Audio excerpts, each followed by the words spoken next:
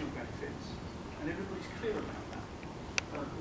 Looking at the public sector, to the extent that we are looking at functional and emotions, where function is about definition of your existence and what you do, essentially, and emotional is about how what you do makes the people feel. Connect. Then, again, emotion also works at another level, how it makes the people look. To that extent, it would be better for the government operators here, those the Ogun State representatives here, to understand clearly that their appeal should be more emotional than functional, because what to do is not the issue. Exactly. There's a lot to do. Therefore, if they can identify, if they can identify what to do, then it will be easy to look at how to make the people feel, and also how to make them look. And I can tell you something.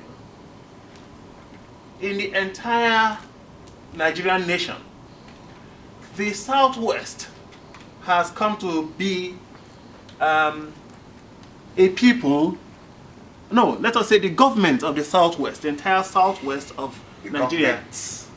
Yeah, the governments have come to be a people to look up to in terms of appeal.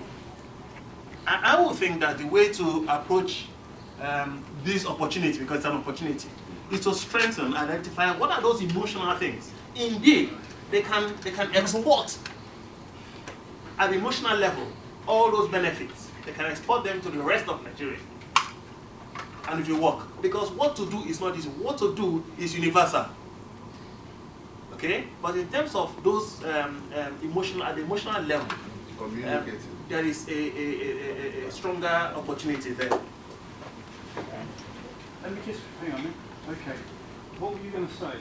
But we need to strike a balance. Our people have really suffered in time past. So working and doing things that people really need, it's more important. Emotion will follow, it's a secondary thing. For example, they don't have light, they don't have good road, they can't go to school. And we said, okay, we're going to give them free education. Immediately we came in, we affected that. Free education, it affects everybody.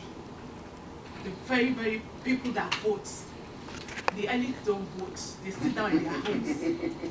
So of course, when we do that, we have affected some emotions on them by acting, function. So emotion will always fall in. When you walk, I think that the so we affect whatever we have said we'll do to our grassroots. They will my kids stopped going to school. For example, some people say, my kids stopped going to school some 3 years back. But now the boy or girl is back in school.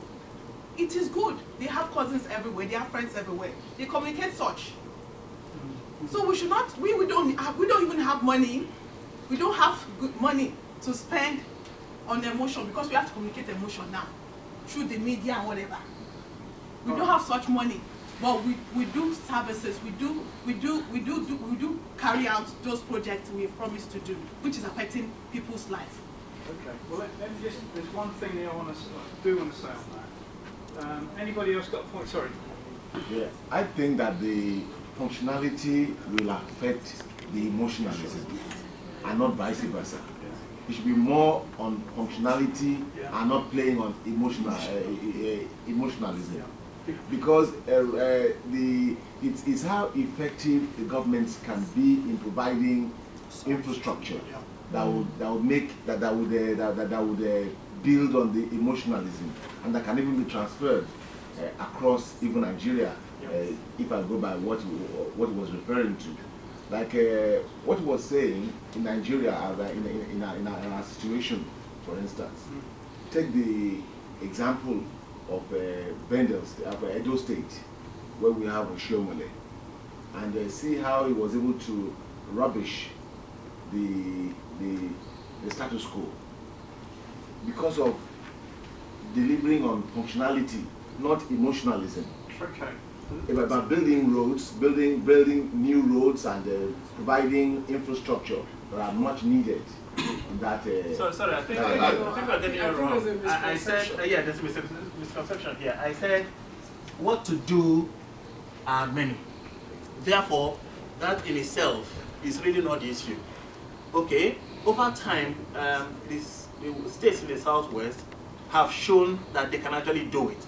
So it's just to begin to create a lot more on the side of the motion now and say, look, more is possible. Right, so let me just, sorry, go on. Okay, I want to illustrate something to support what he's saying, because I think there's a misconception. His point is not that he will stop delivering functional benefits, but she said something that the people have suffered a lot. Now you've come and you're practically delivering functional benefits, right? But the question is, how many people know you're doing that? We all came from Nigeria. I didn't know Ogun State is doing that much. I'm just getting to find out. How many people know? And because the people have suffered a lot in the past, they're not even interested in knowing what the government is doing. I always use myself as a typical example. I lost appetite for reading newspapers because in the past they talk a lot and they don't do anything. So now your government is doing so much, but I don't even know because I still don't read the papers. So how are you going to get me engaged? Because if you can engage me, I'll talk about it more and I would establish more combats. And everybody will be happier to know that you're doing something. So when you're doing something good and nobody knows about it, I think you should really get attention and focus to people getting to know. Let me just stop you a minute, because this is interesting. I don't want to lose sight of two things that I've picked up between what we've just said, and then I will need to move on, because we could talk about the same thing but in another section as well.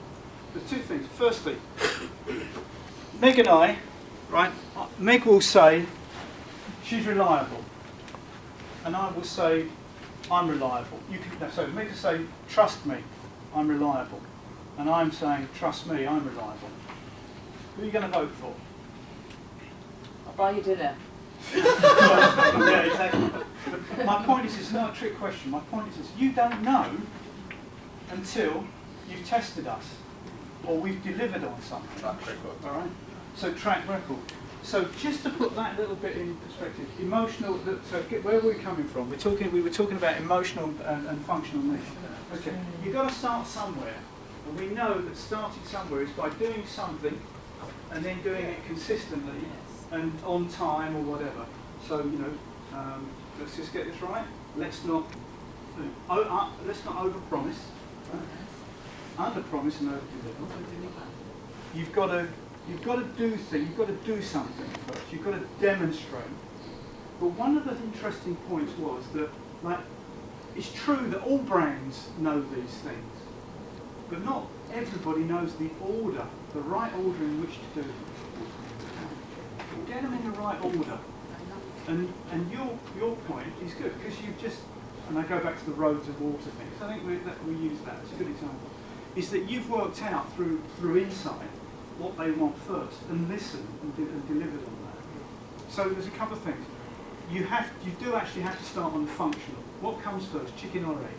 I'm saying functional does come first, but we know that everybody else can deliver that as well. So if I do this on that day, fine, and another brand does that on that day, fine. But I'm going to keep doing it and keep doing it. That's a given, and we're going to talk about that as well. Things that people expect you to do that actually you've got to do, and they don't give a damn about it. They just expect it. Okay.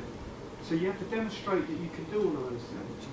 Then you can start to build on emotion. The difference is that the reason why Meg is much more appealing than me, apart from the obvious reasons, is that she is going to buy you lunch as well.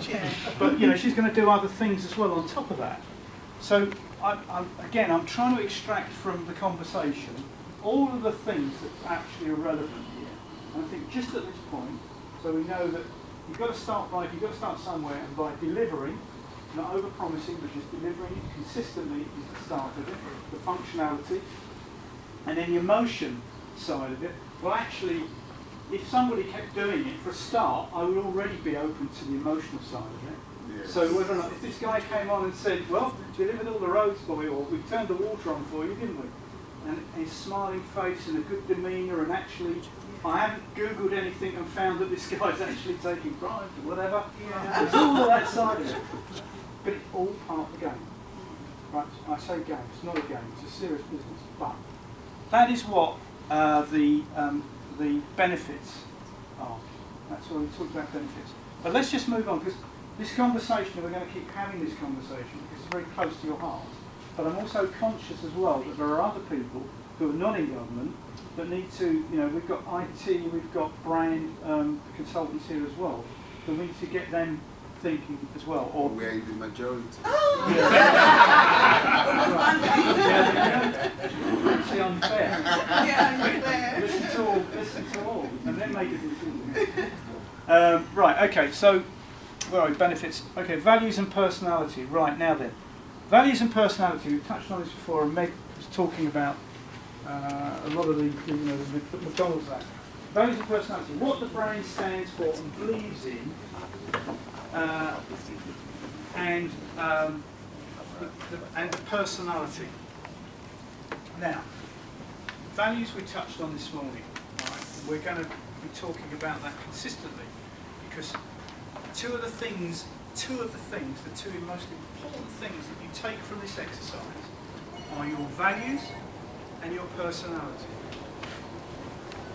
And unless you're really clear on that, you can't go to the next stage of developing your brand. Okay, so values and personality are really important. But you've got to look at the big picture as well.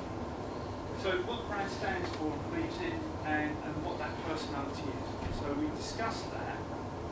Just discuss the importance of standing for something and actually having a personality that people like and prefer to vote for you to buy your product rather than the people's. So you have to list what your values are. We've done a few exercises.